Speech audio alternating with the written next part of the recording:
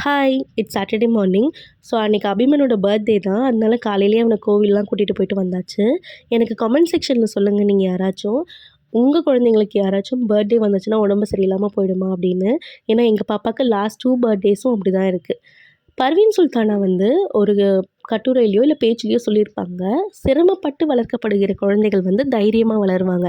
ஆனா, அப்படி தைரியமா வளர்ற குழந்தைங்க வந்து அடுத்த ஜெனரேஷன ரொம்ப சுகத்தோட வளர்த்துடுவாங்க. அப்படி சுகத்தோட வளர்ற குழந்தைகள் மறுபடியும் ஒரு லூப்ல போய் மாட்டிக்கிறதுக்கு வாய்ப்பு இருக்கு. ஸோ, அவங்க மறுபடியும் சிரமப்படுறதுக்கும் வாய்ப்பு இருக்கு. ஆக்சுவலி பார்க்க போனா, நம்ம அப்பா, அம்மா நம்மள வளர்த்தின விதம் வந்து அ நம்ம கேட்ட உடனே நம்மளுக்கு எதுவும் கிடைச்சதில்ல இல்லையா? ஸோ, அதனால நம்ம அப்பா, அம்மா கஷ்டப்பட்டு தான் நம்மளுக்கு ஒரு விஷயத்த குடுக்குறாங்க அப்படிங்கிற ஒரு கான்ஷியஸ்னஸ் நம்மளுக்கு இருந்துட்டே இருந்துச்சு. அதுவே நம்ம வளர்றதுக்கு ஒரு தூண்டுகோலா இருந்துச்சு. ஆனா, இப்போ வந்து குழந்தைங்க கேட்ட உடனே நம்ம எல்லாத்தையும் செஞ்சிரணும். அந்த நிலைமைக்கு நம்ம இருக்கணும் அப்படிங்கிற ஒரு ஒரு விஷயம் வந்து அவங்களுக்கு கஷ்டப்பட்டு தான் ஒரு விஷயம் கிடைக்குது அப்படிங்கிறத புரிய வைக்க மாட்டேங்குது. ஸோ, இந்த பர்த்டேலேருந்து நாங்க ஒரு விஷயம் முடிவு பண்ணியிருக்கோம். அவனுக்கு எஸ் சொல்றத விட, அவன் கேட்கறதுக்கு நெறைய நோ சொல்லணும்.